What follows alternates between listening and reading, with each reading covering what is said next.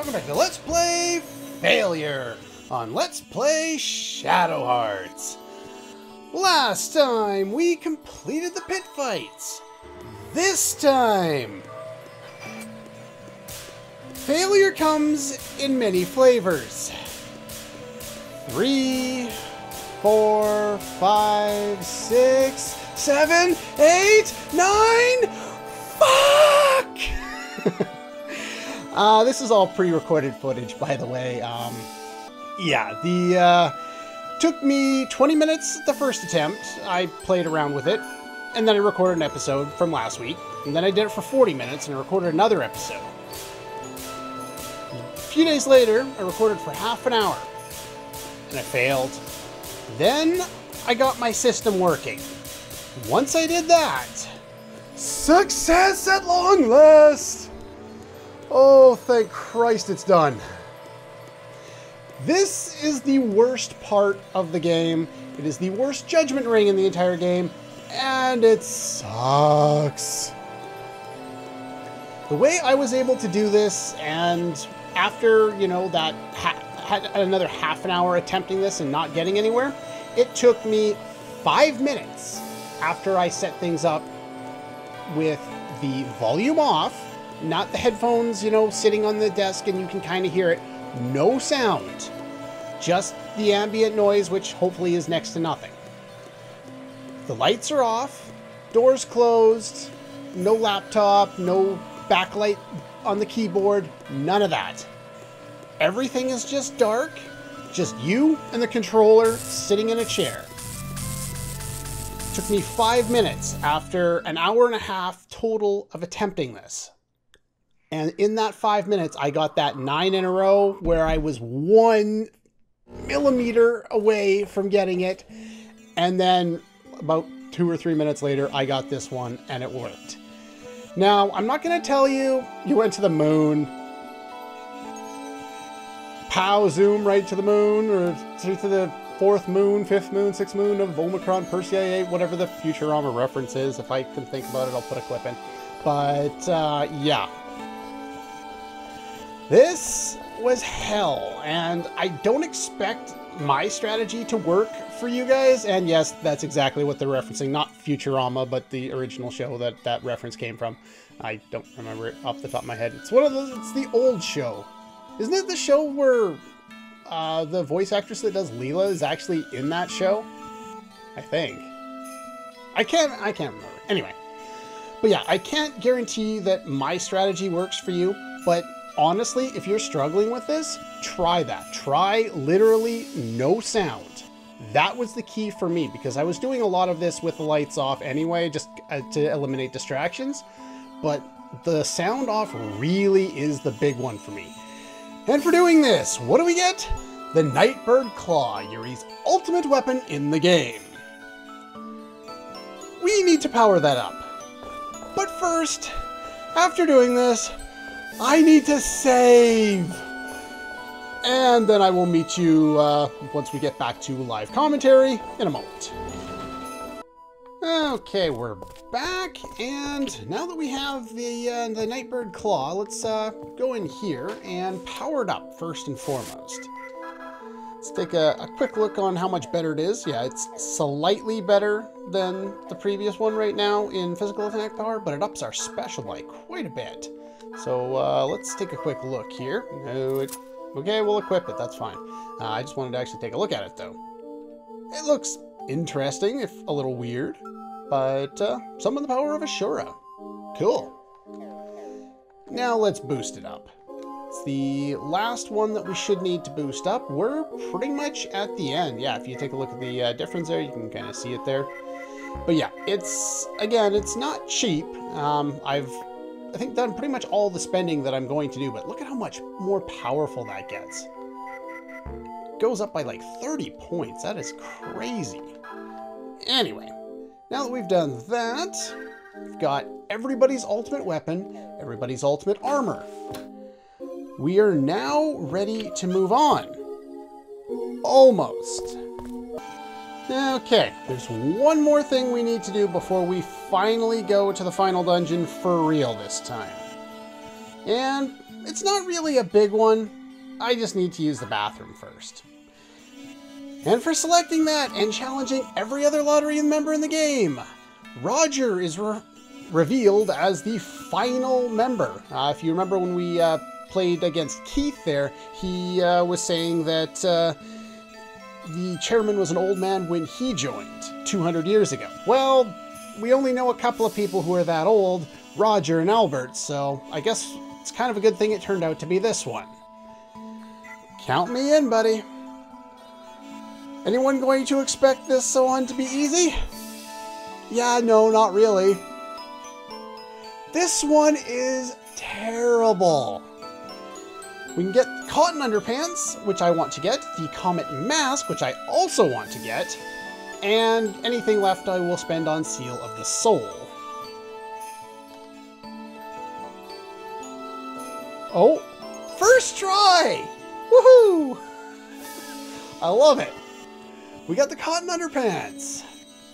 Awesome. Reminding me of Chrono Trigger. That was without a pocket watch on. I don't think the pocket watch does anything. Where's my pocket watch? I probably went right by it. Yes, it did. Alright. I should probably save. That's the hardest one to do.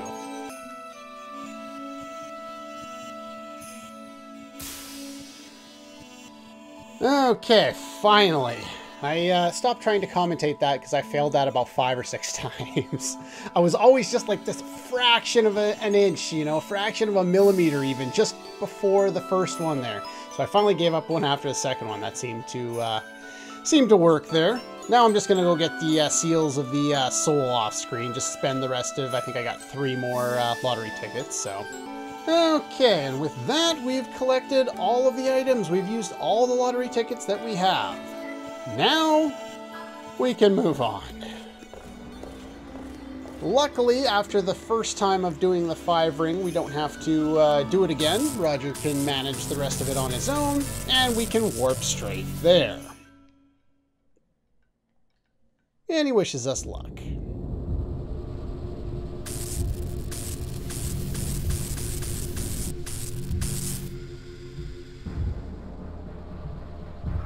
Alright, now that we're here, your party really doesn't matter too much. I wonder... I've heard that something upcoming is random, but it might also be determined by the characters you have in your active party. So I'm going to see if this works. Now, the way things go over here is... Well, if we go this way, we're blocked by a gate. And we can't go anywhere. And I spammed through that a little fast, but we got to remove the seal. So once we get that line of dialogue, I'm just going to run away from this combat, just because I'm not kind of set up for it right now. And we'll end up seeing all of the enemies shortly anyway. But for now, we're just going to run. Because we want to do that, and then we want to come over here. That's why I skipped this doorway a moment ago. Because if you came here before then, well... You'll enter this room and all you'll see is kind of a dead end, and nothing will happen. Let's split up and look. Okay. So let's see here.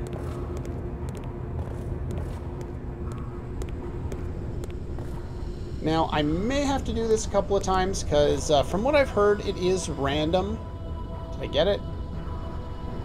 That'll work, I'll take it. I know where the characters are oriented, what's going to happen, so that's fine. Alright. Are you punching or kicking things again? What the hell have you done this time? Hey! Success, I'll take it.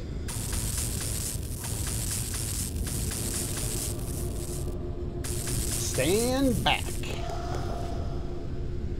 Now, at this point, one of your characters will randomly be selected to be stuck there with Yuri.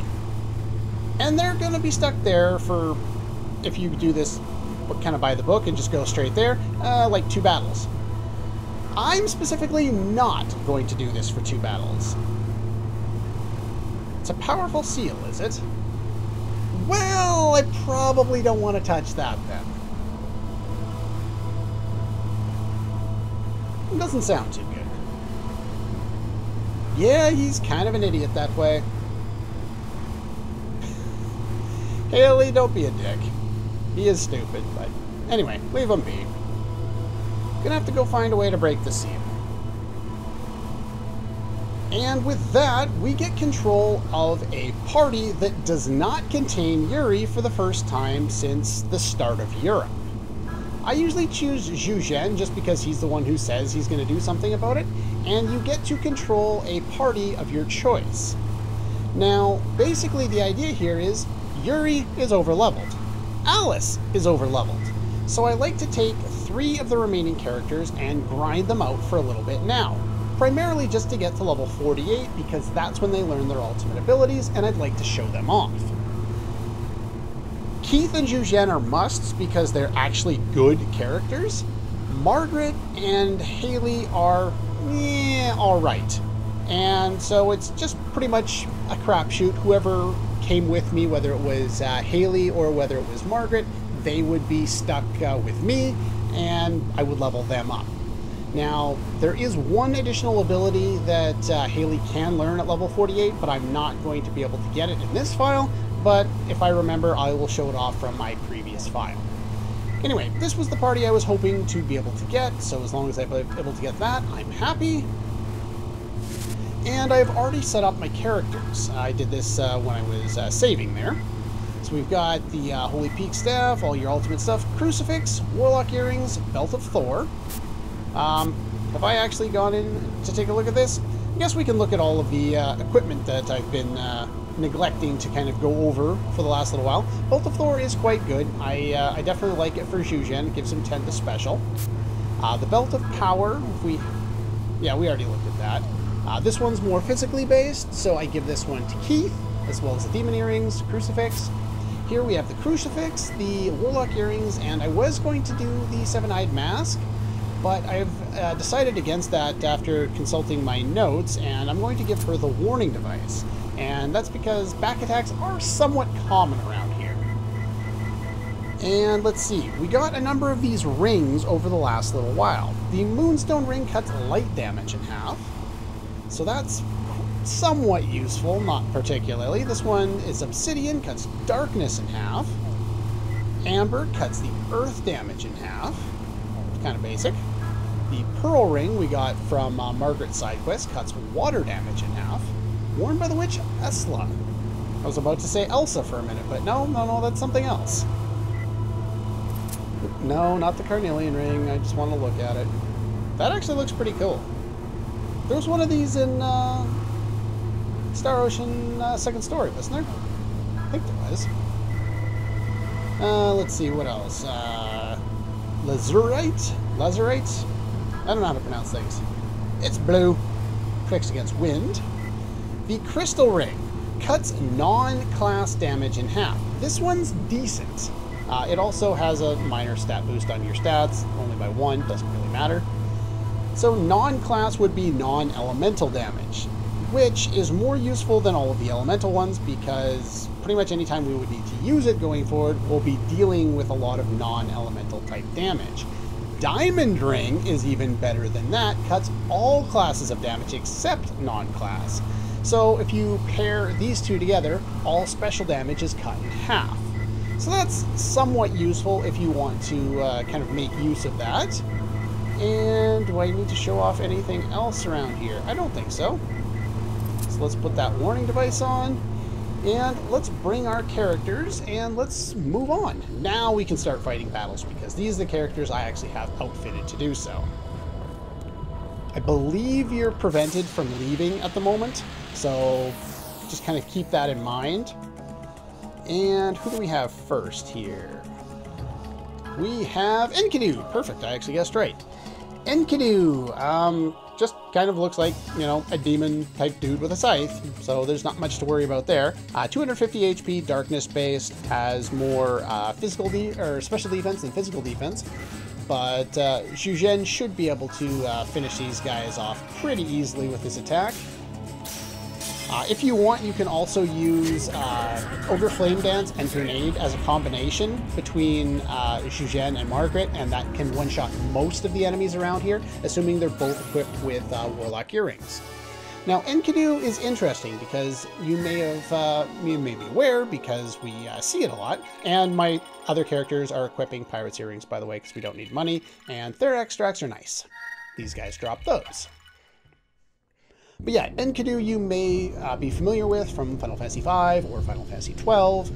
He shows up, and yeah, this is gone now, so that's good. Hard to know whether to celebrate or not. Yeah, the guy's stupidity got us forward, but also got him trapped. What can you do? But yeah, you'll notice that he tends to show up in that game alongside Gilgamesh. This is as far as you actually have to go to unlock the thing. One battle we fought on the way. Now, it kind of sucks because I really would have liked having the ability, yeah, this is blocked off, for, you know, the dual party setup to actually be functional in here and do something useful. But as soon as you talk to that thing, it completely negates everything and your party goes back to what it was before. These are the ones, still the same ones, right? Some of the enemies around here look the same, so. But yeah, Enkidu was actually a wild man sent to the hero of, I think, Sumerian mythology called Wow. Using the extra, whatever they were, the seals on Zhugen, any time I got an intelligence one, I used it on him. And that's actually helping him out quite a bit. He can one-shot them now. Beautiful. Let's find some of the other enemies. But yeah, this area is also blocked off. We can't do anything here either. So basically now I just want to show off all of the enemies, kind of while talking about some of the interesting bits about that. Okay, we finally found somebody else. Jeez. Same battle so many times in a row. We found Hangman. Now, Hangman, there's not really a whole lot to note about him. He has the ability to inflict confusion, so that's why we have crucifixes on. So you may want to protect against that. He's got high physical attack, he is water-based, 600 HP, and he has much higher physical defense than he does special defense. So you don't really want to be attacking them physically if you can help it. So I'm going to use that because they are water-based. Alright, but anyway, back to Enkidu. Enkidu was created by the gods to rival Gilgamesh. And following a wrestling match in which Gilgamesh won, the two became inseparable companions. And that dance.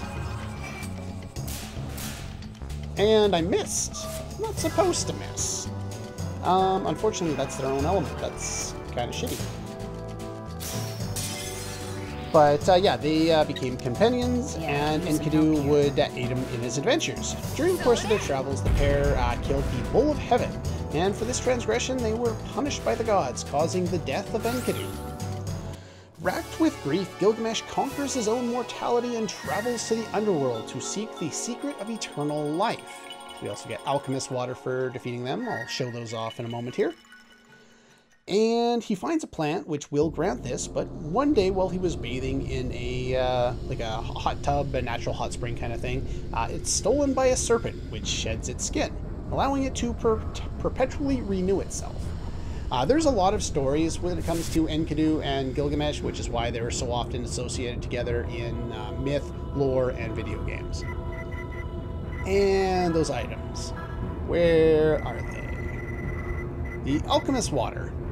200 MP and 10 SP. These ones, not useful in a lot of situations, but are often useful in like longer boss fights that we may have access to.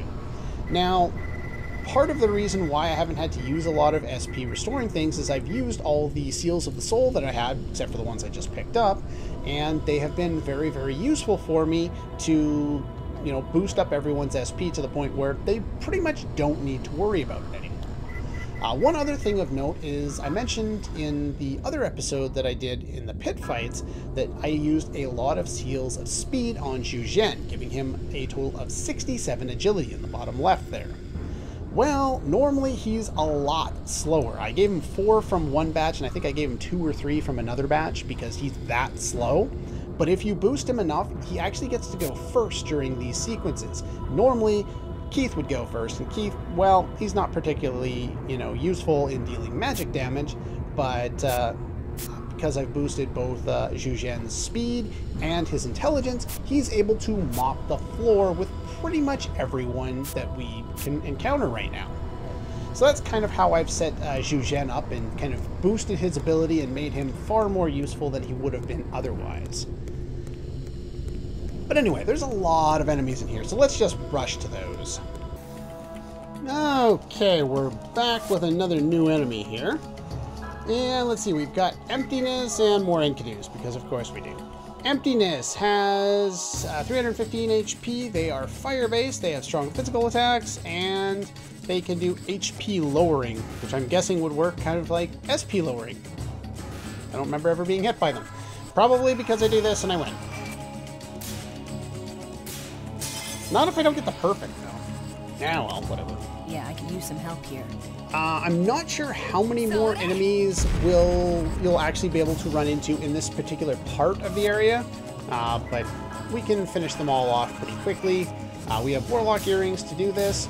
The other thing is, if you've got the protection against back attacks, you can probably forego a couple people with crucifixes and instead equip them with Monk Earrings, which is what I've done now. I just wanted to show what a good setup would be to come into this area. But now that I'm kind of set up for that, now I'm set up to try and gain more experience. And yeah, the more experience will help me get to level 47 or 48 faster so that I can, finish up all that and hopefully get things set up going forward. So let's see if we can find one of the remaining 3 different enemies that we can encounter in this area. Okay, we're back. I couldn't find any more of the enemies, but I have done all the leveling that I need to do. Took me about half an hour for the amount of levels I got. Really isn't all that time consuming. Make sure to use your Monk Earrings. And just so you know, look at my HP and my MP. That's how much I used. I was hit like 5 times throughout the entirety of it. And part of this is because I prevent back attacks with the warning device, and the other is giving Zhu Zhen enough speed to make things work properly for him. The faster you are, the better you're going to fare. But yeah, I didn't even run out of MP or anything like that, so very, very nice there. Alright, once you are done, now we can approach this. I did get up to level 49 instead of 48, just because Keith doesn't learn his ultimate ability until 49. Many of the other characters learn it at either 48 or 47. Let's see what's gonna happen. Well, last time we kicked something and it didn't... Well, I guess it did get us moving, but it also got us trapped, and there's no one else to save us if we screw up this time. So, I would be careful.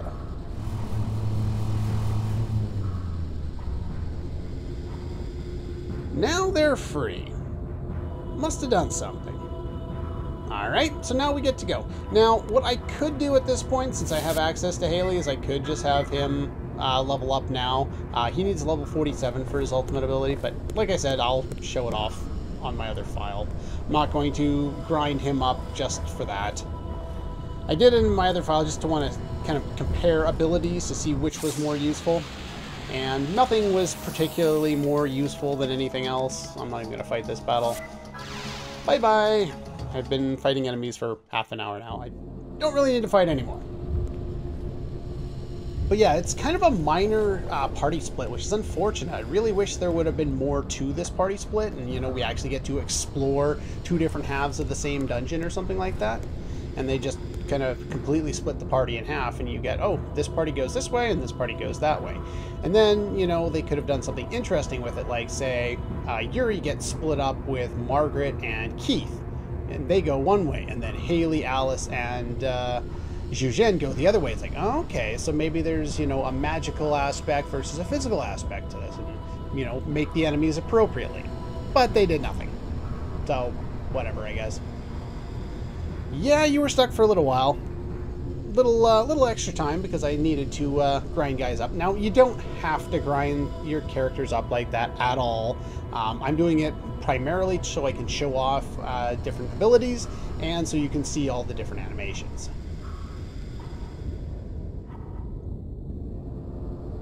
think he's also very, very stupid. But I guess it doesn't sound as nice, does it? I'm not thanking you. You're still an idiot. But anyway, with that, the party reforms, and we get to choose our characters. Now, I'm going to go with Zhuzhen and Keith because of an upcoming boss. And I have everybody else kind of set up already. I removed everything that was on Alice or Margaret there. My brain just stopped working for a moment. The Comet Mask. I don't think I showed this off. I was looking at this before. So yeah, that one is the one we just got from our ring there. So there's that. And let's see, setting up for the upcoming boss fight here. We don't need crucifixes. So you could go with monk earrings if you wanted to. That's up to you. In fact, I don't think I have anything else particularly useful to give them, so they might as well have those. And then for Yuri, let's see, what do I want to give you? I want to give you Small Jug, and I would like to give you... Well, that doesn't up his special very much at all. What else is good? Okay, I figured it out. I figured I'd just give him the Mind's Eye. Upcoming is a fight where we're going to be using primarily specials, so I'm not really worried about that. Flare Brooch, just because it ups his stats a little, and Small Jug again for stat boosts. And now that we've done that, we can go up here. Run into another battle, sure. I'm going to run away from it because I've already fought all the enemies up here, but it would be nice at some point to run into some enemies that, you know, aren't the same three that I've been running into for far too long. But yeah, for some reason, this one's now disappeared, and hello! Hi. So what I'm going to do, because I can, is I'm going to run back to the save point after all that grinding. I'm going to save, and next time, we're going to be able to face this guy. This guy is known as Soul Block, and, well, he's immune to physical. So we've got a party set up really nicely to take him down. Anyway, that's all for this one, and I'll see you guys next time.